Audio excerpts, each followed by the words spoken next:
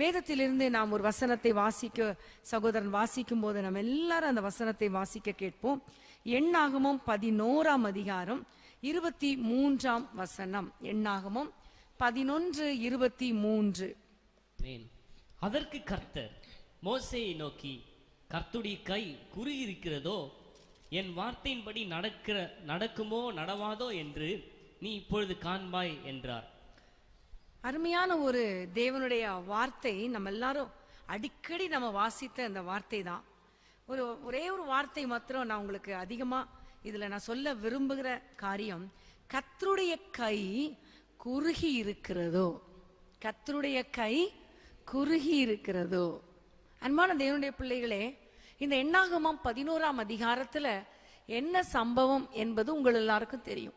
நம்முடைய ஆண்டவர் இஸ்ரவேல் ஜனங்களை எகிப்தின் அடிமைத்தனத்திலிருந்து வெளியே கொண்டு வந்த பொழுது அவர்களுக்கு சாப்பிடுவதற்கு ஒன்றுமே இல்லாத சூழ்நிலை. ஆனா மன்னாவை கர்த்தர் கொடுத்தார். ஒவ்வொரு நாள் அதிகாலையிலும் மன்னாவை கொடுத்து அதை அவர்கள் சாப்பிடும்படி கர்த்தர் கிருபை பாராட்டினார். அருமையாய் அவர்கள் ஆண்டவர் வழிநடத்தி வந்தார். தண்ணி இல்லாத இடத்துல கண்மலையை பிளந்து கூட தண்ணீரை கொடுத்து அவர்களை ஆசீர்வதித்தார். ஆனா கொஞ்ச நாள் இந்த மன்னாவை சாப்பிட சாப்பிட சாப்பிட அவருடைய கொஞ்சம் திகட்டி போயிடுச்சு. எப்பவுமே பார்த்துருக்கீங்களா, சாம்பார் டெய்லி வச்சா எப்படி இருக்கும்? ஒரு நாள் வச்சா நல்லா இருக்கும். டெய்லி சாம்பார் வச்சா பிள்ளைங்க என்ன கேட்க ஆரம்பிப்பாங்க? இன்னைக்கும் சாம்பார் தானா, இன்னைக்கும் சாம்பார் தானா? அப்போ பிள்ளைங்களே எதிர்பார்க்கிறாங்க வித்தியாசமான உணவு வேணும். அது ஒரு மனுஷனுடைய வாழ்க்கையில தன்மை. அந்த ஒரு ருசிக்கு அதிக இம்பார்ட்டன்ஸ். அப்ப இஸ்ரவேல் ஜனங்கள் மட்டும் அதுக்கு என்ன விதி விலக்கா? முதல்ல மன்னா வரும்பொழுது அந்த மன்னா அவங்களுக்கு எப்படி இருந்துச்சுன்னு பாத்தீங்கன்னா, அது தேனிட்ட பணியாரம் போல இருந்துச்சு. எப்படி இருந்துச்சு? அப்பா பணியாரம் அப்படின்னோடனே பயங்கரமா அவங்களுக்குலாம் எல்லாருக்குமே நாக்கில் எச்சி ஊற அளவுக்கு, அதுவும் தேன் ஊத்தி செய்யப்பட்ட பணியாரம் பயங்கரமா ஆண்டவர் சொல்றார். தேனிட்ட பணியாரம் போல இருந்துச்சு, ரொம்ப சூப்பரா இருக்கு, இப்படி ஒரு ஃபுட்டை நாங்க பார்த்ததே இல்லை அப்படி சொல்லி ஒவ்வொரு நாளும் சாப்பிட்டுட்டே இருந்தாங்க. எத்தனை நாள், எத்தனை வருடம் போயிட்டே இருக்குது. கொஞ்ச நாள் போன பிறகு அவங்களுக்கு எப்படி ஆயிடுச்சு? இந்த சாப்பாடு திகட்டிருச்சு, அவ்வளவுதான், இதுக்கு மேல பிடிக்கல. அதனாலதான் ஒரு வசனம் சொல்லப்பட்டு இருக்கும். இது எப்படி இருந்துச்சா பாத்தீங்கன்னா, அதே எண்ணாகும் 11ஆம் அதிகாரம் 8ஆம் வசனத்தை வாசிப்போம். 8ஆம் வசனம். ஜனங்கள் போய் அதை பொறுக்கி கொண்டு வந்து இயந்திரங்களில் அரைத்தாவது உரல்களில் இடித்தாவது பானைகளில் சமைப்பார்கள். அவை அப்பங்களுமாக சுடுவார்கள். அதன் ருசி புது ஒலிவ எண்ணெயின் ருசி போல் இருந்தது. முதல்ல அப்படியே பச்சையா அப்படியே மன்னாவை சாப்பிட்டாங்க, தேனிட்ட பணியாரம் போல இருந்துச்சு. அதுக்கப்புறம் அவங்களால அப்படி சாப்பிட முடியாம என்னவாவது அரைச்சி மாவாக்கி சுட்டு ஏதாவது பண்ணியாவது வித்தியாசமான ஒரு டேஸ்ட்டுக்கு கொண்டு வரலான்னு கொஞ்சம் கொஞ்சமா சாப்பிட்டாங்க. கடைசியில பார்த்தா அது எப்படி ஆயிடுச்சான்? புது ஒலிவ எண்ணெயின் ருசி போல இருந்துச்சான். அப்ப எப்படி? ரொம்ப டேஸ்டா இருந்துச்சா? எண்ணெய் எப்படி இருக்கும்? டேஸ்டா இருக்குமா? எண்ணெய் வாயில வச்சா சே அப்படின்னு சொல்ற சூப்பர்ன்னு சொல்ற அளவுக்கு இருக்குமா? சே இதை போய் மனுஷன் சாப்பிடுவானா? அது மாதிரி இருக்கும் இல்லையா? அப்படி ஆயிடுச்சு அவங்களுக்கு. அப்படி ஆனதுக்கு அப்புறம் அவங்களுக்கு ரொம்ப கோவப்படுறாங்க. இதே மன்னாவை எவ்வளவு வருஷமா நாங்க சாப்பிட்டுட்டு இருக்குது, எத்தனை நாள சாப்பிட்டுட்டு இருக்குது என்று சொல்லி முறுமுறுக்க ஆரம்பித்தார்கள். இந்த 11ஆம் அதிகாரத்துல ஐயோ என்னதான் ஒன்னும் கிடையாது, எகிப்துல இருக்கும் போது எவ்வளவு நல்ல சாப்பாடு, எவ்வளவு நல்ல சாப்பாடு, அங்க அடிமைத்தனத்துல கஷ்டப்பட்டதெல்லாம் மறந்து போச்சு. அவன் வந்து மிதிச்சிருப்பான், அடிச்சிருப்பான், வேலை செய், சும்மா இருக்கிறத பார்த்தாலே திட்டுவான், அதெல்லாம் மறந்து போச்சு. எது மட்டும் மறக்கல? சாப்பாடு மட்டும் மறக்கல. இன்னைக்கு கூட நம்முடைய வாழ்க்கையில் அப்படிதான். யார் கல்யாணத்துக்காவது போயிட்டு வந்தா எல்லாமே மறந்துடும். பொண்ணு மாப்பிள்ள போட்டிருந்த ட்ரெஸ் மறந்துடும், பொண்ணு மாப்பிள்ள எப்படி இருந்தாங்கன்னு கூட மறந்துடும். ஒண்ணு மட்டும் மறக்காது. எது மறக்காது? சாப்பாடு மட்டும் மறக்காது. ஏன்னா மனுஷனே அப்படிதான், நாமே அப்படிதான். ஏன் மனுஷன் சொல்றோம், நம்மெல்லாம் வேற யாரு? நம்ம அப்படிதான். சோ அது மறக்கவே இல்லை அவங்களுக்கு. அப்போ என்னடா இது மனுஷன் சாப்பிடுவானா சொல்லி சொல்லி சொல்லி சொல்லி ரொம்ப கஷ்டப்பட்ட பொழுது ஆண்டவருக்கு ரொம்ப கஷ்டமா இருந்துச்சு. இருந்தாலும் ஆண்டவர் தன்னுடைய பிள்ளைகளை நேசிக்கிறவர். அதனால ஆண்டவர் சொல்றாரு, இன்னைக்கு நாளைக்கு உங்களுக்கு நான் இறைச்சி கொடுப்பேன், நீங்க நல்லா சாப்பிடுவீங்க என்று சொல்லுகிறார். அப்ப அங்க எக்கச்சக்கம் மக்கள், புருஷர்கள் மட்டுமே 6 லட்சம் புருஷர். அப்ப எவ்வளவு பெண்கள், எவ்வளவு பிள்ளைகள், எவ்வளவு ஆடு மாடுகள் எவ்வளவு இருந்திருப்பாங்க. உடனே மோசே கேட்கிறாரு, என்ன ஆண்டவரே, சமுத்திரத்துல இருக்கிற மச்சங்களெல்லாம் கொண்டு வந்து போட்டா கூட முடியுமா? எங்கெங்க இருக்குதோ பறக்கிற எல்லாத்தையும் கொண்டு வந்து போட்டா கூட பத்தாதே அப்படின்னு சொல்லும் போதுதான் ஆண்டவர் சொல்லுகிறார், கர்த்தரின் கை குறுகி இருக்கிறதோ அப்படின்னு ஆண்டவர் கேட்கிறார். அன்பான தேவனுடைய பிள்ளைகளே, ஆண்டவர் குறுகி இருக்கிறதோன்னு கேட்டதோடு மாத்திரம் அல்ல, அடுத்த நாள் பாத்தீங்கன்னா ஒரு காற்றை அனுப்பினார், ஒரு கீழ்காற்றை கர்த்தர் கட்டளையிட்டார். 31 வசனத்தை வாசிப்போம். 31. கர்த்தரிடத்திலிருந்து புறப்பட்ட ஒரு காற்று சமுத்திரத்திலிருந்து காடைகளை அடித்து கொண்டு வந்து பாளையத்திலும் பாளையத்தை சுற்றிலும் இந்த பக்கம் 1 நாள் பிரயாணம் மட்டும் அந்த பக்கம் 1 நாள் பிரயாணம் மட்டும் தரையின் மேல் 2 முழ உயரம் விழுந்து கிடைக்க செய்தது. காடைகள் தரையிலிருந்து 2 முழ உயரத்துக்கு பாளையத்தை சுற்றிலும் மூடி இருந்தது.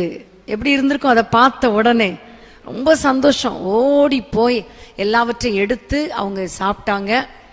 ஆனா அன்பான தேவனுடைய பிள்ளைகளை, ஆண்டவர் எவ்வளவு நல்லவர் பாருங்க. கர்த்தரின் கை குறுகி இருக்கிறதோன்னு கேட்டுட்டு அவர் குறுகவில்லை, கரம் குறுகவில்லை. அவர் தாராளமாய் மக்களுக்கு சாப்பாடை கர்த்தர் கொடுத்தார். ஆமேன். காடைகளை தாராளமாய் கர்த்தர் கொடுத்தார், கட்டளையிட்டார். ஆமேன். அன்பான தேவனுடைய பிள்ளைகளை, இன்றைக்கும் கர்த்தருடைய கரம் குறுகி போகவே இல்லை. ஆமேன். இஸ்ரவேல் ஜனங்களுக்கு மட்டும்தான் அவர் அற்புதம் செய்வாரா? இல்ல, நமக்கும் கர்த்தர் அற்புதங்களை செய்கிற தேவன். இன்னைக்கு உங்களுடைய சூழ்நிலையை பாருங்களேன். உங்களுக்கு கர்த்தர் கொடுத்த கொஞ்சம் வருமானத்துல கொஞ்சம் முதல்ல ஆரம்பத்துல ஒரு சின்ன வேலை கிடைச்சதுன்னா, அந்த வருமானம் வேலையே இல்லாத சூழ்நிலையில கிடைச்ச சின்ன வேலை எப்படி இருக்கும்? அப்பா இவ்வளவு நல்ல வேலை, இதுல கிடைக்கிற சம்பளம் எனக்கு போதும்னு இருக்கும். போக போக தேவைகள் அதிகமாக அதிகமாக, என்ன இந்த வேலை, எவ்வளோ கேட்கிற ஆண்டவர்கிட்ட, வேலையே தரமாட்டேங்கிறாரு என்று சொல்லி ஒரு வேதனை, ஒரு அதிருப்தி வந்து விடுகிறது. ஆனா நம்முடைய ஆண்டவர் இன்றைக்கு உங்களை பார்த்து சொல்லுகிற காரியம், என்னுடைய கை குறுகி போகவில்லை. ஆமென். கர்த்தருடைய கை குறுகி போகவில்லை. ஹல்லேலூயா. உங்களுடைய தேவைகள் எவ்வளவு பெரியதா இருந்தாலும், அவ்வளவு மக்கள் இங்க வந்திருக்க அத்தனை பேருடைய தேவைகள் அவ்வளவு பெருசா இருந்தால் கூட கர்த்தர் வாக்கு பண்ணினதுதான். கர்த்தருடைய கை குறுகி போகவில்லை. ஆமென். ஹல்லேலூயா. நீங்க நினைச்சுக்கலாம், நீங்க வேணா அவருடைய கையை குறுகிக்க வச்சுக்கலாம். ஆண்டவரால எப்படி இவ்வளோ பெரிய கடன் அடைக்க முடியும்? நான் கூட சில சமயம் நினைச்சு பார்ப்பேன், நம்ம ஊழியத்துல நிறைய தேவைகள் இருக்கு. இந்த நிலத்தை வாங்கணும், ரிஜிஸ்டர் பண்ணணும், பத்திரிகை ஊழியத்துக்கு பணம் கொடுக்கணும், டிவி ஊழியத்துக்கு பணம் கொடுக்கணும், மலைச்சு போயிடும் சில சமயங்கள்ல. இவ்வளோ பணத்துக்கு நான் எங்க போறது என்று சொல்லி இன்னைக்கு காலையில கூட நான் அப்படிதான் யோசித்து ஆண்டவருடைய சமூகத்துல என் நோட்ல இவ்வளோ பணம் இங்க கொடுக்கணும், அங்க கொடுக்கணும், இங்க கொடுக்கணும், லேண்டு கொடுக்கணும். ஆண்டவரே கிட்டத்தட்ட போட்டு பார்த்தா 30 லட்சம் தேவை.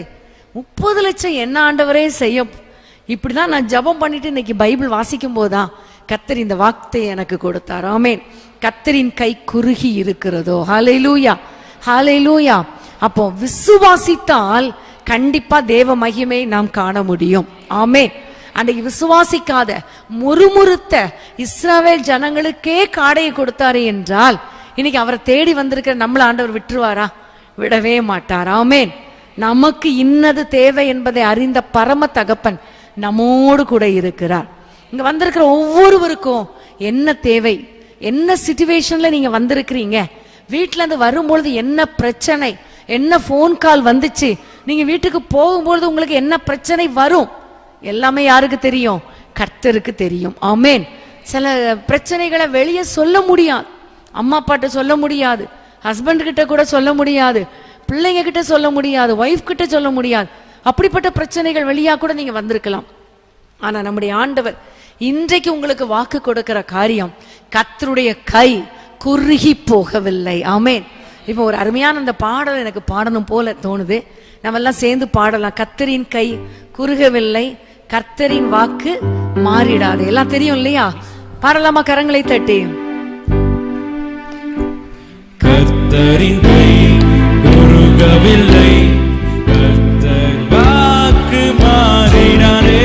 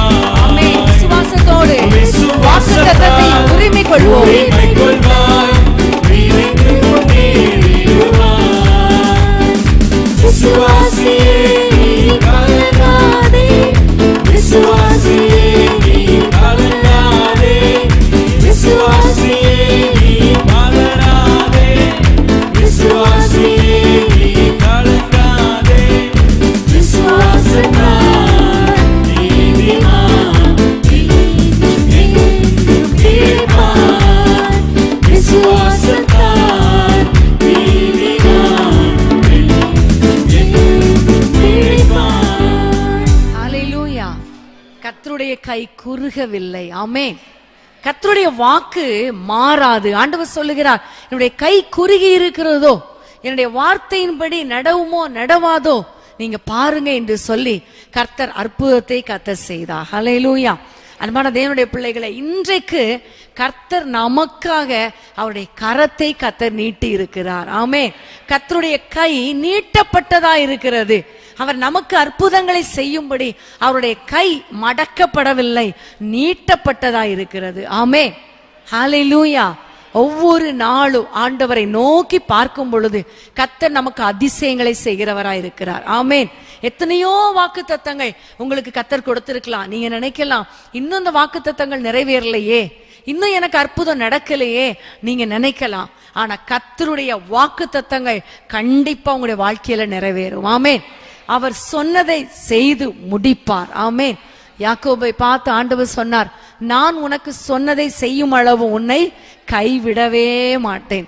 இஸ்ரவேல் ஜனங்களை பார்த்து சொன்னார், வனாந்திரத்தில் உங்களை நடத்தினா கூட உங்களை நான் ஒரு நாளும் கைவிட மாட்டேன், ஏனென்றால் என்னுடைய கை குறுகி இருக்கவில்லை. ஆமென்.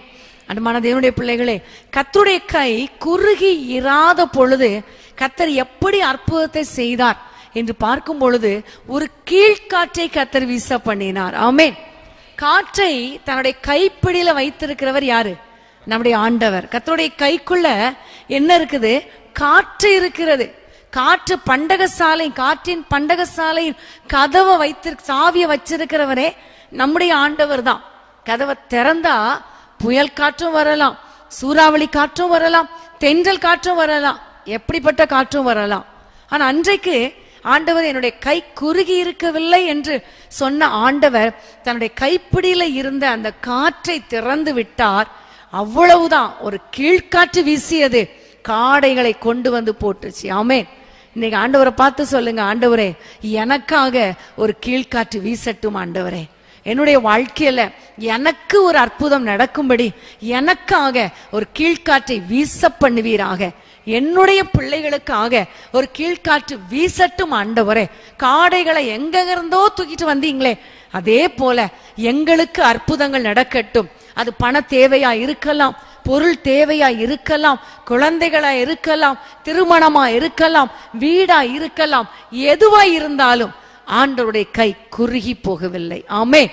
கர்த்தர் அவர் கரத்தை நீட்டினா அந்த கீழ்காற்றை கர்த்தர் புறப்பட்டு வர பண்ணி அன்றைக்கு காடைகளை கொண்டு வந்தது எத்தனை உண்மையோ, எத்தனை பேர் விசுவாசிக்கிறீங்களோ, உங்க வாழ்க்கையிலையும் கர்த்தர் ஒரு கீழ்காற்றை வீச பண்ணுவார். ஆமென். ஹல்லேலூயா. அந்த கீழ்காற்று வீசினா அது அதிசயமா இருக்கும். ஆமென். அற்புதமா இருக்கும். சில காற்றுகள் நெருக்கத்தை கொண்டு வரும், சுற்றி சுற்றி சுழட்டி சுழட்டி அடிக்கும். ஆனா இந்த கீழ்காற்று வீசினால் கர்த்தர் நம்முடைய தேவைகளை சந்திப்பார். ஆமென். ஏனென்றால் அவர் யெகோவா ஈரே. ஆபிரகாமுக்கு அன்றைக்கு ஆண்டவர் வெளிப்படுத்தினார் தன்னை யெகோவா ஈரேயாக. ஆபிரகாம் சொல்லுகிறார், எல்லாவற்றையும் கர்த்தர் பார்த்துக் கொள்வார். ஆமென். ஆட்டுக்குட்டியை பார்த்து கொள்வார், தகன பலிக்கு ஆட்டுக்குட்டியை பார்த்து கொள்வார் என்று சொன்ன பொழுது கடந்த மோரியா மலையில இவங்க போறதுக்கு முன்பாகவே அங்கு ஒரு ஆட்டுக்குட்டியை கர்த்தர் சிக்க வைத்திருந்தார். அப்ப ஆண்டவர் எவ்வளோ கேர்ஃபுல்லா இருக்கிறார் இல்லையா? ஆபிரகாமை குறித்து எவ்வளவு கவனமா இருக்கிறார். அப்ப நம்மளை குறித்து கவனமா இருக்க மாட்டாரா? நிச்சயமாய் இருப்பார். ஆமென். நம்ம பொல்லாதவர்களாகிய நீங்கள் உங்கள் பிள்ளைகளுக்கு நல்ல ஈவுகளை கொடுக்க அறிந்திருக்கும் பொழுது பரமபிதா தன்னுடைய பிள்ளைகளுக்கு தன்னிடத்தில் வேண்டிக் கொள்கிறவர்களுக்கு நன்மையான ஈவுகளை கொடுப்பது அதிக நிச்சயம். ஆமென். ஹல்லேலூயா. இன்றைக்கு ஆண்டவர் உங்களுக்கு நன்மைகளை செய்ய போகிறார். விசுவாசிக்கிறீங்களா? கர்த்தருடைய கை குறுகி போகவே இல்லை. எப்போ ஆண்டவரிடத்துல சொல்லுங்க, ஆண்டவரே உங்க கை குறுகி போகவில்லை, அதை நான் விசுவாசிக்கிறேன் ஆண்டவரே, நான் நம்புகிறேன் ஆண்டவரே, உம்மிடத்திலிருந்து எனக்கு ஒத்தாசை வரும், உம்முடைய கரத்திலிருந்து எனக்கு அற்புதம் நடக்கும், உங்க கையில இருந்து எனக்கு ஒரு அற்புதத்தை தருவீர். சங்கீதம் 105 ஒரு அருமையான ஒரு வசனம் உண்டு. 104 27 28. சங்கீதம் 104 27 28. ஏற்ற வேளையில் ஆகாரத்தை தருவீர் என்று அவைகள் எல்லாம் உம்மை நோக்கி காத்திருக்கும். நீர் கொடுக்க அவைகள் வாங்கி கொள்ளும். நீர் உம்முடைய கையை திறக்க அவைகள் நன்மையால் திருப்தியாகும். ஆமென், ஹல்லேலூயா. எல்லா ஜீவன்களும் கர்த்தரை நோக்கி பார்த்து கொண்டிருக்கிறது. சங்கீதக்காரன் சொல்லுகிறார், நீங்க உங்க கையை திறந்தா போதும் ஆண்டவரே, அவர்களுக்கு எல்லாம் கிடைக்கும். ஆமென். அன்பான தேவனுடைய பிள்ளைகளே, நம்முடைய கண்களும் கர்த்தரையே நோக்கி பார்க்கும் பொழுது கர்த்தர் நமக்காக நம்முடைய கரத்தை கர்த்தர் நீட்டுவார். ஹல்லேலூயா, ஹல்லேலூயா. கர்த்தருடைய கரம் நீட்டப்பட்டால் அது மனுஷனுடைய கரத்தை போல கிடையாது. மனுஷனுடைய கரம் எப்படி கொடுப்பாங்க? எண்ணி எண்ணி கொடுப்பாங்க, அள்ளி அள்ளியா கொடுப்பாங்க. அள்ளி அள்ளி கொடுத்த காலெல்லாம் முடிஞ்சு போச்சு, முடிஞ்சு போச்சு. எண்ணி எண்ணி எண்ணி எண்ணி கொடுக்குறாங்க. ஆனா நம்முடைய ஆண்டவர் எண்ணி எண்ணி கொடுக்க மாட்டார். அதனாலதான் ஆண்டவர் இந்த வருஷத்துல நமக்கு வாக்குத்தத்தம் கொடுத்தார், எண்ணி முடியாத அதிசயங்களை கர்த்தர் நமக்கு செய்வார். எண்ணி எண்ணி எண்ணி எண்ணி எண்ணி எண்ணி பார்த்தா கூட எண்ணவே முடியாது. அவ்வளவு அற்புதங்களை கர்த்தர் தம்முடைய கரத்தை நீட்டி அள்ளி கொடுப்பார். ஹல்லேலூயா. இதெல்லாம் கேட்கறதுக்கு நல்லா தான் இருக்கு. நடக்குமா? நடக்குமா? நீ விசுவாசித்தால் தேவ மகிமையை காண்பாய். ஆமென், ஹல்லேலூயா. நீங்க விசுவாசிங்க, அவ்வளவுதான், வேற ஒண்ணுமே கிடையாது. நான் விசுவாசிக்கிறேன் ஆண்டவரே, எனக்கு ஒத்தாசை உங்ககிட்ட தான் வரும், மனுஷனிடத்திலிருந்து அல்ல. எந்த மனுஷனை நான் நோக்கி பார்க்க மாட்டேன். நீங்க சொல்லுங்க, கர்த்தர் அற்புதங்களை செய்வா. ஹல்லேலூயா, ஹல்லேலூயா. என்னுடைய வாழ்க்கையில நான் ரொம்ப அனுபவிச்சிருக்கேன். ஆரம்ப ஊழியத்துல இருந்து எந்த மனுஷனிடத்திலிருந்து ஒத்தாசை வரும்னு நினைச்சிருக்கணும், அந்த ஒத்தாசை அப்படியே கர்த்தர் ஸ்டாப் பண்ணிடுவார். இவங்க இதை கொண்டு வருவாங்க, இன்னைக்கு நம்மளை பார்க்க வருவாங்க, இவங்க இதை கொண்டு வருவாங்கன்னு நினைச்சா அன்னைக்கு அவங்க சொல்லுவாங்க, உங்களை மறந்துட்டேன் சிஸ்டர், நான் அதை கொண்டு வரல சிஸ்டர்ன்னு சொல்லுவாங்க. நிறைய சந்தர்ப்பங்கள். ஆனா நம்ம எதிர்பார்க்காவிட்டால் எதிர்பார்க்காத காரியங்களை கர்த்தர் செய்வார். நம்முடைய தேவைகளுக்கு கர்த்தரை நோக்கி பார்த்தால் கர்த்தர் நமக்கு அற்புதங்களை செய்வார். ஆமென். ஆகவே இன்றைக்கு நீங்க ஆண்டவரை நோக்கி பார்த்தப்பா, உங்க கை குறுகி இருக்கவில்லை, அதை நான் நம்புகிறேன், நான் நம்புகிறேன், நான் நம்புகிறேன்னு சொல்லுங்க. கர்த்தர் உங்களுக்காக தன்னுடைய கரத்தை நீட்டுவது மாத்திரமல்ல, கர்த்தர் உங்களுக்காக ஒரு கீழ்காற்றை கர்த்தர் வீச பண்ணுவார். ஆமென், ஆமென், ஹல்லேலூயா, ஹல்லேலூயா. அதே போலதான் வனாந்திரத்துல பாத்தீங்கன்னா இஸ்ரவேல் ஜனங்கள் வனாந்திரத்துல ஆண்டவருடைய வார்த்தைகளை, புதிய ஏற்பாட்டுல அவருடைய வார்த்தைகளை கேட்கும்படி திரளான ஜனங்கள் கூடி வந்திருக்கும் போதும் ஆண்டவர் சொல்லுகிறார், இவர்களுக்கு உணவு கொடுக்க வேண்டும் என்று சொன்ன பொழுது அந்த உணவுக்காக என்ன இருக்கிறது என்று பார்க்கும் பொழுது 5 அப்பத்தையும் 2 மீனையும் மட்டும் ஒரு சிறுவன் கொண்டு வந்தான். அந்த 5 அப்பத்தையும் 2 மீனையும் ஆண்டவருடைய கரத்துல போகும் பொழுது அவர் அதை ஆசீர்வதித்தது மாத்திரமல்ல, அது 5000 புருஷருக்கும் அதற்கு மேலானவர்களும் சாப்பிட்டு திருப்தி அடைந்து மீதி எடுக்கக்கூடிய அளவுக்கு கர்த்தர் கிருபை பாராட்டினார். ஆமென். 5 அப்பந்தான், 2 மீன் தான். ஆனா மனுஷனுடைய கையில இருந்த வரைக்கும் அந்த மனுஷனுக்கு மட்டும்தான் முடியும், சாப்பிட முடியும். ஆனா கர்த்தருடைய கரத்துக்கு வந்த பொழுது, கர்த்தருடைய கரம் நீட்டப்பட்ட பொழுது, குறுகாத அந்த கர்த்தருடைய கரம் நீட்டப்பட்ட பொழுது அது அநேகருக்கு ஆசீர்வாதமாய் மாறினது. திருப்தியாக கூடிய அளவுக்கு கர்த்தர் பெரிய காரியத்தை கர்த்தர் செய்தார். ஆமென், ஹல்லேலூயா, ஹல்லேலூயா. ஆனால் இன்றைக்கு நீங்க ஆண்டவரை நம்பி வந்தீங்களே, உங்களை கர்த்தர் வெறுமையாய் அனுப்பவே மாட்டார். ஆமென். வெறுமை அனுப்புவாரா?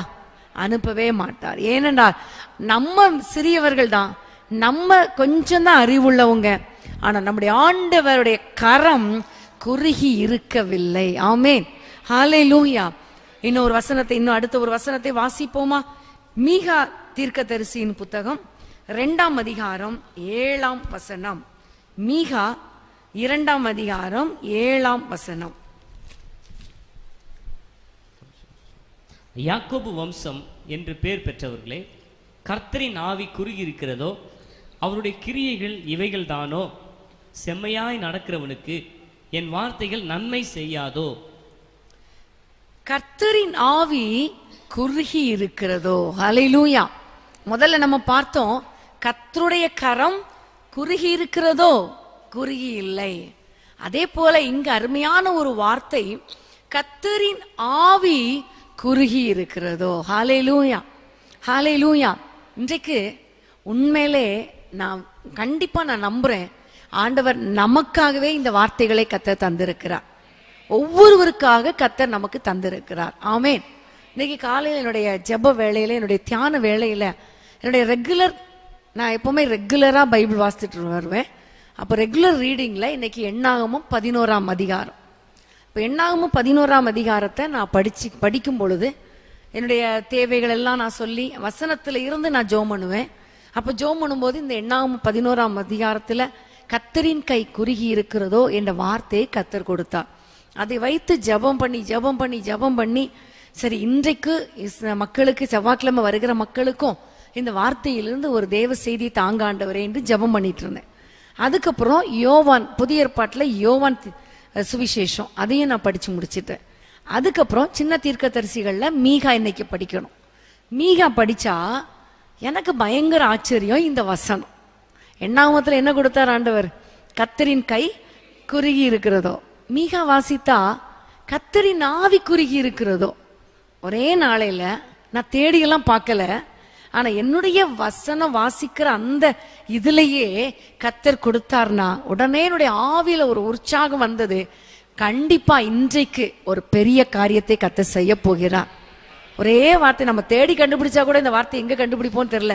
எத்தனையோ முறை மீகா தீர்க்கதரிசியின் புத்தகத்தை வாசித்து இருக்கிறோம், ஆனா இந்த வசனத்தை வாசித்த ஞாபகம் இல்லை. ஆனா இன்றைக்கு அது என்னோடு கூட பேசியது. கரெக்டா அந்த வார்த்தையை கர்த்தர் கொண்டு வந்ததுனால நான் விசுவாசிக்கிறேன், உங்களோடும் இந்த வசனம் மூலமாய் கர்த்தர் பேசுவார், உங்களுக்கும் கர்த்தர் அற்புதங்களை செய்வார். ஹல்லேலூயா, ஹல்லேலூயா. கர்த்தரின் ஆவி குறுகி இருக்கிறதோ என்று கேட்பதிலிருந்து நமக்கு ஒன்று புரிகிறது, கர்த்தருடைய ஆவி குறுகவில்லை. ஆமென், ஹல்லேலூயா, ஹல்லேலூயா. ஆண்டவர் மேல ஒரு வசனம் உண்டு, ஆண்டவர் ஆவியை ஆண்டவருக்கு அளவில்லாமல் கொடுத்திருக்கிறார் என்று ஒரு வசனம் உண்டு. அன்பான தேவனுடைய பிள்ளைகளே, நம்முடைய ஆவியானவர் அவர் அளவில்லாமல் நம்மேல் பொழிந்தருளப்படுகிற ஆவியானவர். ஹல்லேலூயா. ஆவியானவருக்கு ஒரு எல்லையே கிடையாது, ஆவியானவருக்கு ஒரு லிமிட்டே கிடையாது. இவர்களுக்குள்ளதான் இவர் வருவார், இவங்களுக்கு தான் அற்புதம் செய்வார், இவர்களை தான் நிரப்புவார் என்றெல்லாம் சொல்ல முடியாது. கர்த்தர் எல்லாரையும் நிரப்புகிறவர், எல்லாருக்குள்ளும் வாசம் பண்ணுகிற ஆவியானவர். யாரெல்லாம் தாகமா இருக்கிறாங்களோ, யாரெல்லாம் விசுவாசிக்கிறாங்களோ அவர்களுக்குள் ஆவியானவர் இறங்கி வருவார். ஆமென். இன்றைக்கு நம்முடைய ஆண்டவர் அளவில்லாத அபிஷேகத்தினால நம் ஒவ்வொருவரையும் நிரப்ப போகிறார். ஆமென்.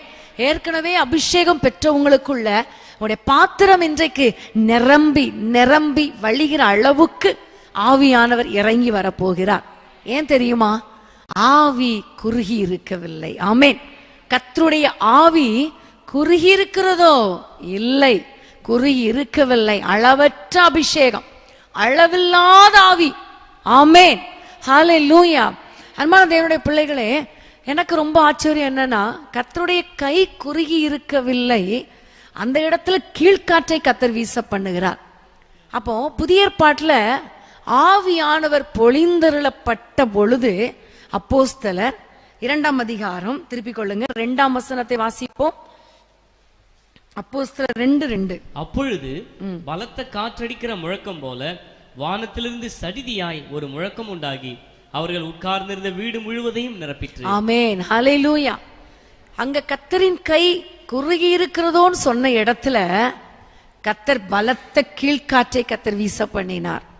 இங்க பரிசுத்த ஆவி குறுகி இருக்கிறதோ என்று சொல்லிவிட்டு புதிய ஏற்பாட்டுல முதலாக பரிசுத்த ஆவியானவர் இறங்கி வந்த சம்பவத்தை பார்த்தா எப்படி கர்த்தர் இறங்கி வந்தார்? பலத்த காற்று போல இறங்கி வந்தார். ஆமென், ஹல்லேலூயா. அன்பான தேவனுடைய பிள்ளைகளே, ஆவியானவர் காற்றுக்கு அடையாளமா இருக்கிறார்.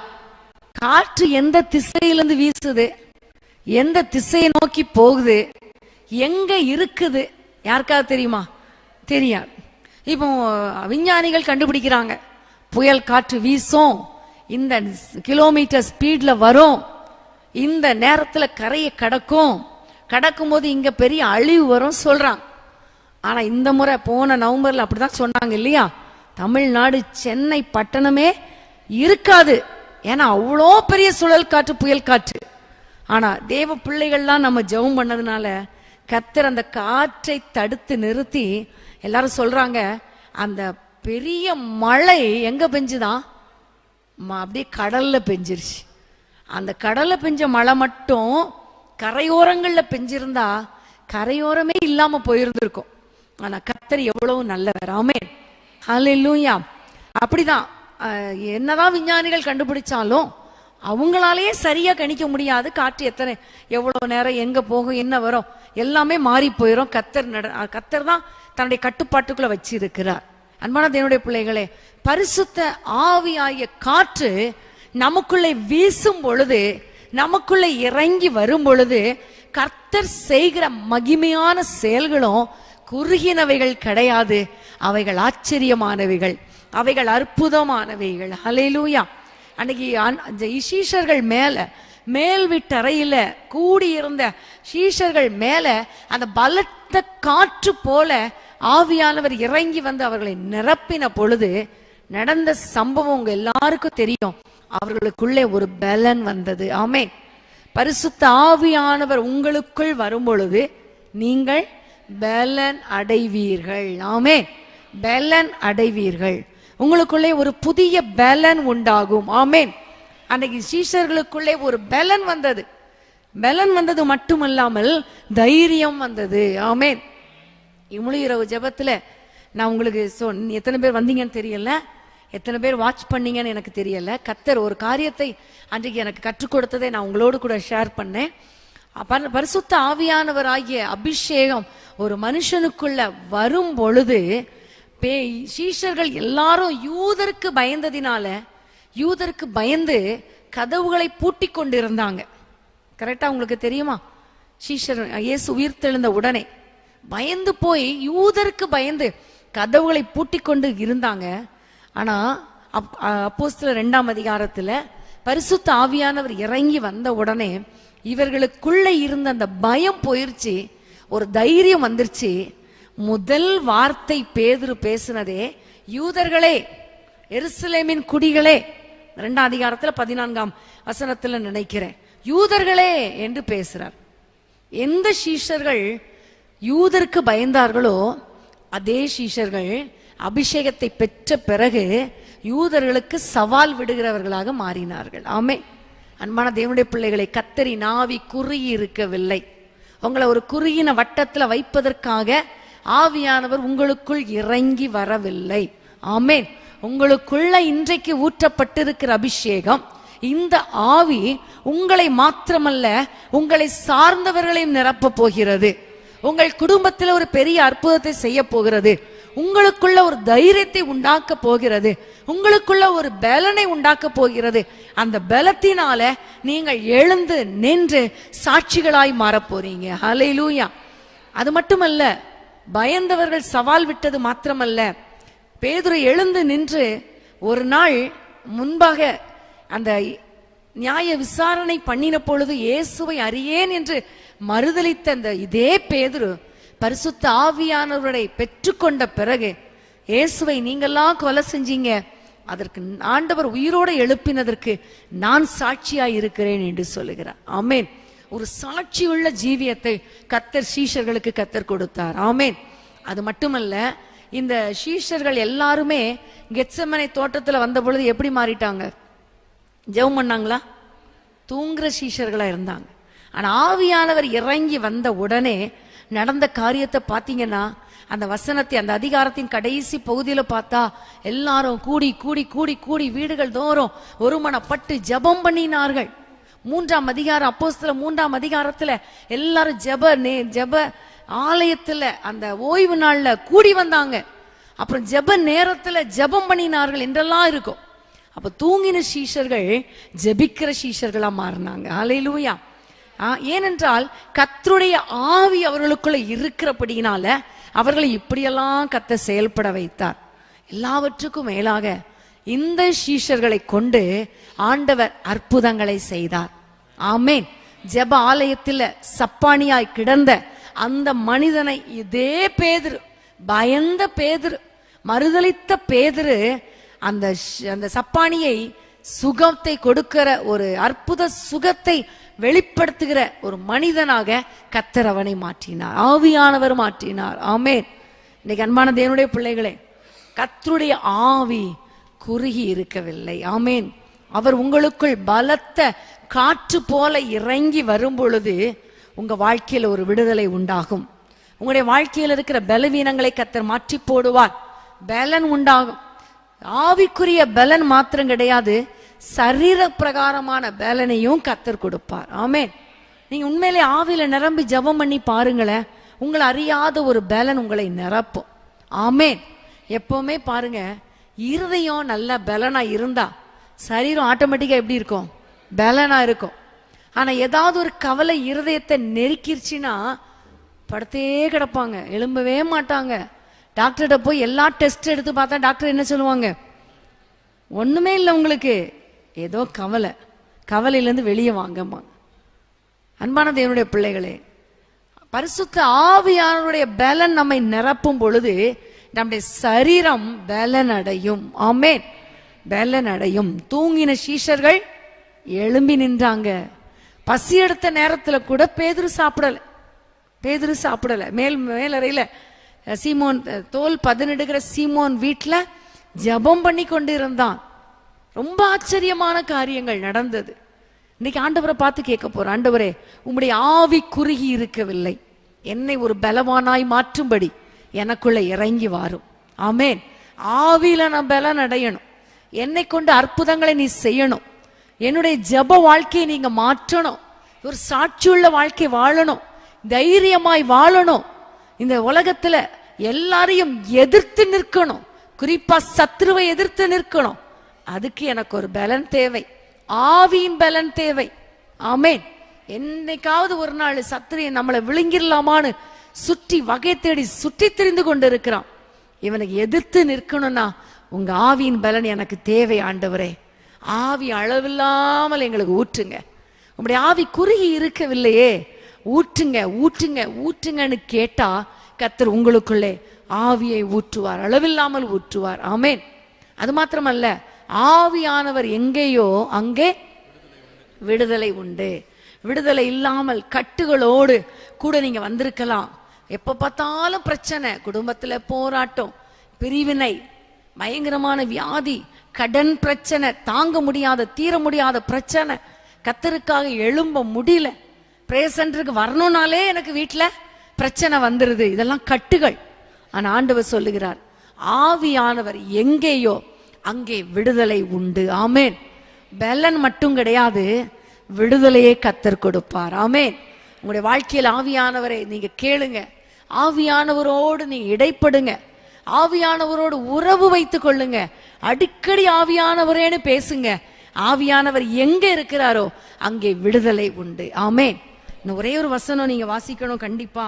வேதத்துல ஏசாயா 28ஆம் அதிகாரம் 11-12 வசனத்தை வாசிக்க கேட்போம். ஏசாயா 28:11-12. பரியாச உதடுகளினாலும் அந்நிய பாஷையினாலும் இந்த ஜனத்தோடே பேசுவார், இதுவே நீங்கள் இளைத்தவனை இளைப்பாற பண்ணத்தக்க இளைப்பாறுதல். ஆமென். இளைப்பாறுதல். ஹல்லேலூயா. ஆவியானவர் எங்க இறங்கி வருகிறாரோ, யாருக்குள்ள இறங்கி வருகிறாரோ அங்க ஒரு பெரிய இளைப்பாறுதல் உண்டாகிறது. ஆமென். சமாதானம் இல்லாத ஒரு சூழ்நிலையில நீங்க இருப்பீங்கன்னா ஆவியானவரோடு நீங்க பேசுங்க. ஆவியானவர் கொடுத்த அந்த பாஷையில பேசுங்க. அந்நிய பாஷையில பேச பேச பேச வேதம் சொல்லுகிறது, நான் சொல்லல, வேதம் சொல்லுகிறது, இளைப்பாறுதல் உங்களுக்குள்ளே உண்டாகும். ஆமென். ஒரு பெரிய இளைப்பாறுதல். அந்நிய பாஷைகளை பேசிட்டே இருங்களேன், ஒரு பெரிய இளைப்பாறுதல் உண்டாகும். ஹல்லேலூயா. ஆதியாகமம் 7ஆம் அதிகாரத்துல ஒரு பெரிய ஒரு நல்ல சம்பவம். நோவாவையும் அவனுடைய குடும்பத்தாரையும் எல்லா மிருக ஜீவன்களையும் கர்த்தர் பேழையில விட்டுட்டு அவர் பெரிய ஜல பிரளயத்தை உண்டாக்கினார். ஒரு பெரிய தண்ணி வந்துச்சு, அந்த போட் அப்படியே மிதந்துச்சு. வேதம் சொல்லுகிறது, 7ஆம் அதிகாரம் கடைசி வசனத்தை வாசிப்போம். ஜலம் பூமியின் மேல் 150 நாள் மிகவும் பிரவாகித்துக் கொண்டிருந்தது. ஜலம் 150 நாள் மிகவும் பிரவாகித்து கொண்டிருந்தது. பிரவாகித்து கொண்டிருக்கிறதுனா எப்படி? அலசடி படுகிற ஒரு நிலம் இல்லையா? தண்ணி அப்படி இப்படியுமா ஆடுது, அசைது, போட் ஆடி இருக்கோம், எல்லாமே ஆடி இருக்கோம், பிரவாகித்து கொண்டிருந்தது. எத்தனை நாள்? ஒரு நாள் 2 நாள் இல்ல, எத்தனை நாள்? 150 நாள் பிரவாகித்து கொண்டிருந்தது. அடுத்த வசனத்தை வாசிப்போம்.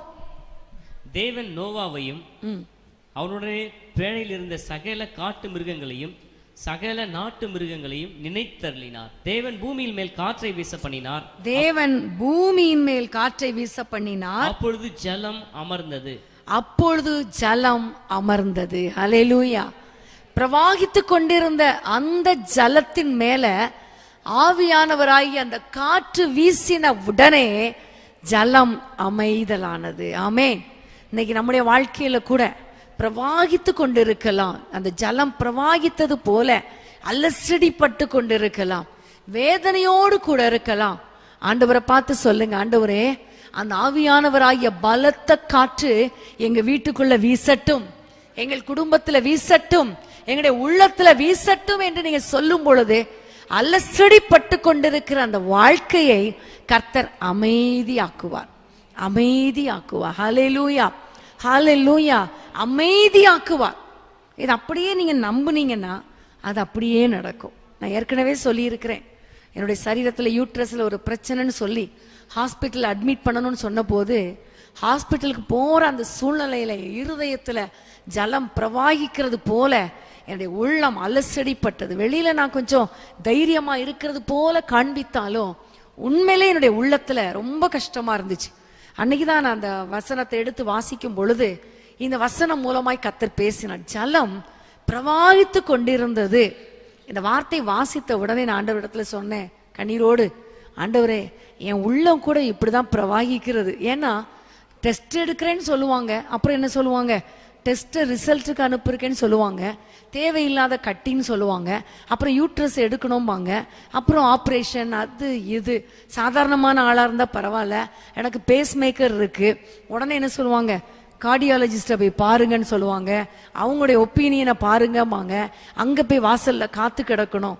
எவ்வளோ கஷ்டம் ஆண்டவரே என்றெல்லாம் எனக்கு இப்படிதான் பிரவாகித்து கொண்டு இருக்கிறது. இன்னொரு பக்கம் பணம் எவ்வளவு செலவாகுமோ தெரியல, ஊழிய பாதையில ஓடிட்டு இருக்கோம், என்ன தெரியல ஆண்டவரேன்னு பிரவாகித்து கொண்டிருக்கிறது போல அலசடிப்பட்டு கொண்டிருந்தது.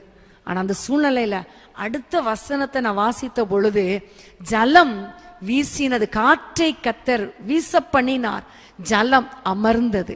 அப்ப நான் யோசிக்கிறேன், அங்க பிரவாகித்து கொண்டிருந்தது, இங்க ஜலம் அமர்ந்தது, ரெண்டுத்துக்கும் இடையில என்ன நடந்துச்சு ஏசப்பா? அப்போ அந்த வசனத்தை திரும்ப திரும்ப வாசிக்கும் பொழுது காற்றை வீச பண்ணினார்.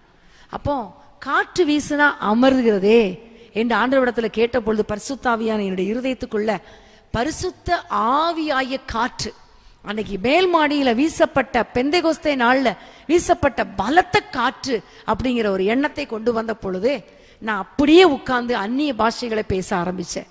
எனக்கு தெரியும் ஆண்டவரே, நீங்க அந்நிய ஆவியானவர் இறங்கி வாங்க, எனக்குள்ள இறங்கி வாங்க முதல்ல என்று சொல்லி நான் அந்நிய பாஷைகளை பேச பேச பேச பேச உண்மையிலே தேவ சன்னிதானத்துல நான் சொல்றேன், என் இருதயத்துல அந்த கலக்கம் எங்க போச்சுனே தெரியாது, அமைதல் உண்டானது. அதுக்கப்புறம் நான் என் பொருட்கள் எல்லாம் எடுத்து வச்சு ஹாஸ்பிட்டலுக்கு கிளம்பி போனேன். கர்த்தருடைய கிருபையினால டெஸ்ட்ல எந்த விதமான மோசமான கட்டியே கிடையாது என்று வர்ற அளவுக்கு கர்த்தர் அற்புதங்களை செய்தார். ஆமென். ஆனா டாக்டர் சொன்ன காரியம் இது கேன்சர் தான் என்று சொன்னாங்க. ஆனா கர்த்தர் அற்புதங்களை செய்தார். அன்பான தேவனுடைய பிள்ளைகளை, உங்க வாழ்க்கையில ஒருவேளை நீங்க நினைக்கலாம், கடைசி எண்டுக்கு நான் வந்துட்டேன், லாஸ்ட் காரியம், இன்னும் கொஞ்ச நாளையில இந்த காரியம் நடக்கலனா என் வாழ்க்கையே போச்சு, இன்னும் கொஞ்ச நாட்கள்ல இந்த கடன் நான் செலுத்தலனா அவ்வளவுதான், இந்த சரீரத்துல பலவீனம் என்னால தாங்க முடியல, அவ்வளவுதான், என்ன செய்வேன்னு தெரியல என்று இரவும் பகலும் உங்களுடைய இருதயம் அலமோதி கொண்டு இருக்கலாம். இன்னைக்கு நான் உங்களுக்கு சொல்றேன், பலத்த காற்றாய ஆவியானவரே என் குடும்பத்துல வீசுங்கன்னு சொல்லுங்க, என் வாழ்க்கையில வீசுங்கன்னு சொல்லுங்க, என் உள்ளத்துல வீசுங்கன்னு சொல்லுங்க. ஆவியானவர் குறுகி இருக்கவில்லை, கர்த்தருடைய ஆவி குறுகி இருக்கவில்லை. இந்த ஆவி இறங்கி வரும் பொழுது கண்டிப்பா ஒரு அமைதல் உண்டாகும், ஒரு இளைப்பாறுதல் உண்டாகும், உங்களுடைய வாழ்க்கையில ஒரு சந்தோஷம் உண்டாகும்.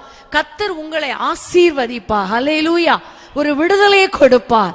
ஆவியானவர் எங்கேயோ அங்கே விடுதலை உண்டு. ஆவியானவர் எங்கேயோ அங்கே பலன் உண்டு.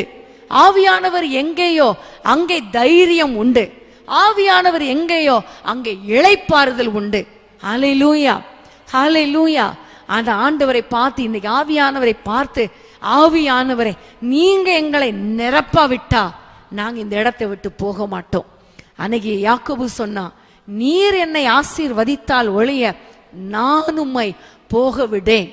ஆனா எத்தன் ஏமாற்றுக்காரன், சகோதரனை ஏமாற்றினவன், தகப்பனை ஏமாற்றினவன், மாமனாரை ஏமாற்றினவன், அப்படிப்பட்ட மனிதன் தான் லேயாளை ஏமாற்றினவன். ஆனா கர்த்தர் அவனையே ஆசீர்வதிக்க முடியுமானால் நம்மளை ஆசீர்வதிக்க மாட்டாரா? உங்களை ஆசீர்வதிக்க மாட்டாரா? நீங்க ஒரே ஒரு காரியம் தான், அப்பா உங்களை நோக்கி நான் பார்க்கிறேன், எனக்காக ஒரு கீழ்காற்றை வீச பண்ணுங்க, என்னுடைய வாழ்க்கையில் இருக்கிற பிரச்சனைகளை மாற்றும்படி, எனக்கு உதவி செய்யும்படி, எனக்காக திட்டங்கள் செயல்படுத்தப்படும்படி ஒரு கீழ்காற்று வீசப்படுவதாக, கீழ்காற்று வீசப்படுவதாக. ஆவியானவரே, எங்களுடைய வாழ்க்கையில் இருக்கிற பலவீனங்களை மாற்றும்படி, எங்களுடைய வாழ்க்கையில் இருக்கிற குழப்பங்களை மாற்றும்படி, எங்களுக்கு விடுதலை கொடுக்கும்படி ஒரு பலத்த காற்று, ஒரு பலத்த காற்று வீசப்படுவதாகன்னு இப்ப ஆண்டவரை பார்த்து நீங்க கேட்டீங்கன்னா கர்த்தர் கண்டிப்பா ஒரு அற்புதத்தை செய்ய போகிறார். ஆமென், ஹல்லேலூயா.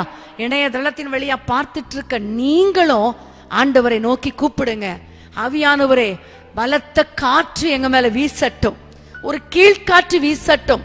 ஒரே ஒரு கீழ்காற்று சமுத்திரத்தை ரெண்டாக பிரித்தது தெரியுமா? ஒரே ஒரு கீழ்காற்று சமுத்திரத்தை ரெண்டாக பிரித்து வழியில்லாத இடத்துல இஸ்ரவேல் ஜனங்களுக்கு வழியை கொடுத்தது. அதே கீழ்காற்று வீசின பொழுது காடைகள் வந்து விழுந்தது. ஆமென். இன்னைக்கு ஆண்டவர் நமக்கு அற்புதம் செய்ய மாட்டாரா? நமக்கு செய்வார். வனாந்திர பாதை தான், நீங்க போற பாதை கண்ணீரின் பாதை தான். அதை கர்த்தர் பார்த்திருக்கிறார், அவர் அறிந்திருக்கிறார். ஆனா ஒன்னே ஒண்ணு முக்கியம், கர்த்தருடைய கை குறுகி போகவில்லை, கர்த்தருடைய வாக்கு மாறவில்லை. நீங்க விசுவாசித்தா நீங்க பதற மாட்டீங்க, விசுவாசித்தால் பதற மாட்டீங்க, கலங்க மாட்டீங்க. உங்க வாழ்க்கையில கர்த்தர் ஒரு அற்புதத்தை இன்னைக்கு செய்ய போகிறார். பரிசுத்த ஆவியானவர் இறங்கி வர போகிறார், அவருடைய வல்லமை இறங்கி வர போகிறது, உங்களுக்காக யாவையும் செய்து முடிக்க போகிறார். எல்லாம் எழுந்து நிற்போமா? விசுவாசத்தோடு எழுந்து நிற்போம், விசுவாசத்தோடு எழுந்து நிற்போம். ஒரு விலையேறப்பெற்ற கர்த்தருடைய வல்லமை, கர்த்தருடைய மகிமை, கர்த்தருடைய கீழ்காற்று இன்றைக்கு நம்ம மேல, நம்முடைய குடும்பத்தின் மேல, நம்முடைய பிள்ளைகள் மேல வீச போகிறது. எல்லாரும் ஆண்டவரை நோக்கி பார்ப்போமா? எல்லாரும் ஆண்டவரை நோக்கி பார்ப்போமா? அப்பா, என்னுடைய பிரச்சனைகள் உங்களுக்கு தெரியும், அப்பாட்ட சொல்லுங்க. தகப்பன் இடத்துல சொல்றது போல சொல்லுங்க. அப்பா, எங்க பிரச்சனை உங்களுக்கு தெரியும். ஆண்டவரே, நான் என்ன சூழ்நிலையில இங்க வந்திருக்கிறேன் உங்களுக்கு தெரியும். அப்பா, எத்தனையோ நாளாச்சு நான் நிம்மதியா தூங்கி, நான் நிம்மதியா சாப்பிட்டு, நிம்மதியா ஆண்டவரே வேலைக்கு போய் எத்தனையோ நாளாச்சப்பா, எத்தனையோ நாளாச்சப்பா. உங்களுக்கு தெரியும் ஏசப்பா, என் காரியத்தை மேற்போட்டு கொள்ளும்படி யாருமே இல்லை, எனக்காக உதவி செய்யும்படி யாருமே இல்லை. நீங்க ஒரு கீழ்காற்றை அனுப்புங்கப்பா. ஏனென்றால் உங்களுடைய கை குறுகி இருக்கவில்லை கர்த்தாவே. நீங்க உங்க கையை திறந்தா அந்த கீழ்காற்று எங்களுக்காக புறப்பட்டு வரும். ஆண்டவரே, காற்றை கைப்பிடியில வச்சிருக்கிறீங்களே, உங்க கையை திறங்கப்பா. அந்த கீழ்காற்று எங்களுக்கு காடைகளை கொண்டு வந்து போடட்டும், எங்களுடைய வாழ்க்கையில் அற்புதங்கள் நடக்கட்டும், எங்கள் பிள்ளைகளின் எதிர்காலங்கள் கட்டப்படட்டும். இன்னைக்கு நீங்க கேளுங்க, ஆண்டவரை விடக்கூடாது. ஏன்னா கை நீட்டி இருக்கிற, குறுகி இருக்கவில்லை. கர்த்தருடைய கை குறுகி இருக்கவில்லை. நமக்கு அற்புதம் செய்யாமல் வேற யாருக்கு அற்புதம் செய்வார்? பொல்லாதவர்களாகிய நீங்களே உங்கள் பிள்ளைகளுக்கு நன்மையான ஈவுகளை கொடுக்கும் பொழுது நான் உங்களுக்கு பரிசுத்த ஆவியை தருவது அதிக நிச்சயம் அல்லவா? நன்மையான ஈவுகளை தருவது அதிக நிச்சயம் அல்லவா? ரெண்டு இடத்துலயும் ரெண்டு காரியத்தை கர்த்தர் சொல்லுவார். நன்மையான ஈவு பரிசுத்த ஆவி. ஏசப்பா, நன்மையான ஈவுகளை தாங்க. இன்னொரு பக்கம் ஆவியானவர் எங்கள் மேல இறங்கி வருவீராக. ஏனென்றால் உங்க ஆவி குறுகவில்லை. எங்களுக்கு விடுதலை கொடுக்கிற உங்களுடைய ஆவியானவர் குறுகி போகவில்லை. பலத்த காற்று எங்கள் மேல வீசட்டும் அப்பா. எங்களுடைய பாத்திரம் நிரம்பி நிரம்பி நிரம்பி வழியட்டும் அப்பா. எங்களுடைய பாத்திரம் நிரம்பி நிரம்பி நிரம்பி வழியட்டும் அப்பா. ஒரு புதிய பலன், ஒரு புதிய வல்லமை ஆவி ஆத்துமா சரீரத்திலே இறங்கி வரட்டும் அப்பா. தீபாலபா ஷந்தலபா காபாலா ரிஹாலபா ஷதலரபா ரிபாபா வாஷபலபா. அப்பா விடாதீங்க, ஏசப்பாவை விடாதீங்க, ஆவியானவரை விடாதீங்க. எனக்கு அற்புதம் செய்யாம உங்களை விட மாட்டேன், உங்களை விட மாட்டேன், உங்களை விட மாட்டேன். தீபாலபா ஷபலபா. கர்த்தர் அற்புதங்களை செய்வார். ஆமென். நீ விசுவாசித்தால் தேவ மகிமையை காண்பார். அல்லேலூயா. எல்லாரும் அப்படியே ஜெப நிலைமையில இருக்கும் பொழுது அந்த கர்த்தருடைய கை, அந்த வசனத்தை நான் திரும்ப உங்களுக்கு வாசிக்கிறேன். அதற்கு கர்த்தர், கர்த்தருடைய கை குறுகி இருக்கிறதோ, என் வார்த்தையின்படி நடக்குமோ நடவாதோ என்று நீ இப்பொழுது காண்பாய். நீ இப்பொழுது காண்பாய். அன்பான தேவனுடைய பிள்ளைகளே, உங்க வாழ்க்கையில கர்த்தர் சொன்ன காரியங்கள் நடக்கும். ஆமென். அதை நாம் காண போகிறோம், நாம் காண போகிறோம், நாம் காண போகிறோம். ஹல்லேலூயா. கர்த்தருடைய கை குறுகவில்லை, கர்த்தருடைய கை குறுகவில்லை. நம்முடைய தேவைகளை கர்த்தர் சந்திக்க போகிறார். நம்முடைய வாழ்க்கையில் அற்புதங்களை செய்ய போகிறார். அதே போல கர்த்தருடைய ஆவி குறுகி இருக்கவில்லை. ஆமென். குறுகி இருக்கவில்லை. கர்த்தர் நமக்கு வாக்கு பண்ணினபடியே நம்முடைய பரிசுத்த ஆவியின் அபிஷேகத்தை நம்ம எல்லார் மேலையும் பொழிந்தருள பண்ணி நம்மை ஆசீர்வதிக்க அவர் வல்லவராய் இருக்கிறார். நம்முடைய வாழ்க்கையில ஒரு பெரிய மாற்றம், ஒரு பெரிய திருப்பம் நம்முடைய வாழ்க்கையில உண்டாக போகிறது. எல்லாரும் கரங்களை தட்டி ஆண்டவரை நன்றியோடு ஸ்தோத்திரம் பண்ணிரோமா. ஹல்லேலூயா. ரிபாலபா ஷந்தலரபா. உமக்கு ஸ்தோத்திரம் ஆண்டவரே. நன்றி தகப்பனே, நன்றி தகப்பனே. ஜீசஸ். அன்பின் ஆண்டவரே, உம்மை நன்றியோடு துதிக்கிறோம் அப்பா. உம்முடைய கரம் உம்முடைய பிள்ளைகள் மேல இப்பொழுது நீட்டப்பட்டிருக்கிறதற்காய் உமக்கு ஸ்தோத்திரம் ஆண்டவரே. என்னென்ன பிரச்சனையோடு வந்தார்களோ, என்னென்ன போராட்டத்தோடு வந்தார்களோ, இவர்கள் வாழ்க்கையில் ஒரு அற்புதங்கள் நடக்கட்டும் அப்பா, ஒரு அதிசயம் நடக்கட்டும் அப்பா. வனாந்திர பாதையில காடைகளை கொடுக்க, மன்னாவை கொடுக்க உங்களால முடியுமானால், உங்களுடைய பிள்ளைகளுடைய வனாந்திர பாதையில அற்புதங்களை செய்ய உங்களால முடியுமே. அதிசயத்தை காண பண்ணுங்க. இழந்த எல்லாவற்றையும் அவர்கள் திரும்ப பெற்றுக் கொள்வார்களாக. இழந்த ஐஸ்வர்யத்தை, இழந்த வேலையை, இழந்த குடும்ப வாழ்க்கையை அவர்கள் பெற்றுக்கொள்ளட்டும் அப்பா. உமக்கு ஸ்தோத்திரம் ஆண்டவரே. உம்முடைய பிள்ளைகள் வாழ்க்கையில ஒரு புதிய பலன் இறங்கி வரட்டும். சரீரத்திலே ஒரு புதிய வல்லமை இறங்கட்டும். அற்புதங்களை செய்கிற வல்லமை இறங்கட்டும் அப்பா. அதிசயங்கள் நடக்கட்டும். பலத்த காற்று, பலத்த காற்று இவர்கள் மேல் வீசட்டும் அப்பா. பரிசுத்த ஆவியானவரே, பிள்ளைகளை ஒரு விசை நிரப்புங்க அப்பா. ஆசீர்வதிங்க ராஜா. எல்லா கட்டுகள் உடைக்கப்படட்டும், எல்லா போராட்டங்கள் மாறட்டும். பிரவாகித்து கொண்டிருக்கிற அலை மோதுகிற வாழ்க்கை அமைதியாகட்டும். ஒரு இளை பாறுதல் உண்டாகட்டும் என்று ஜெபிக்கிறேன். உடைய பிள்ளைகளை ஆசீர்வதிப்பீராக ஆண்டவரே.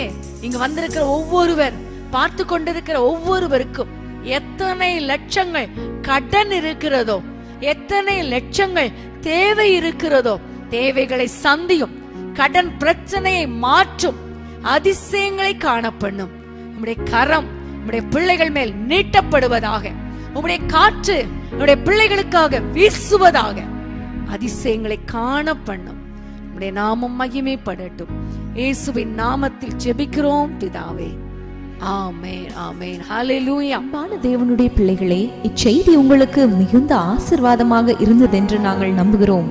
தொடர்ந்து எங்கள் செய்திகளை கேட்டு கர்த்தருக்குள் ஆசீர்வதிக்கப்பட ஜீசஸ் மீட்ஸ் மினிஸ்ட்ரீஸ் என்கிற எங்கள் யூடியூப் சேனலை சப்ஸ்கிரைப் செய்யுங்கள். மேலும் உங்கள் ஜெப உதவிக்கு எங்களோடு நீங்கள் தொடர்பு கொள்ள வேண்டிய தொலைபேசி எண் 9842252836 மற்றும் 7299546363. Email gpsrobinson@hotmail.com. கர்த்தர் உங்களை ஆசீர்வதிப்பாராக.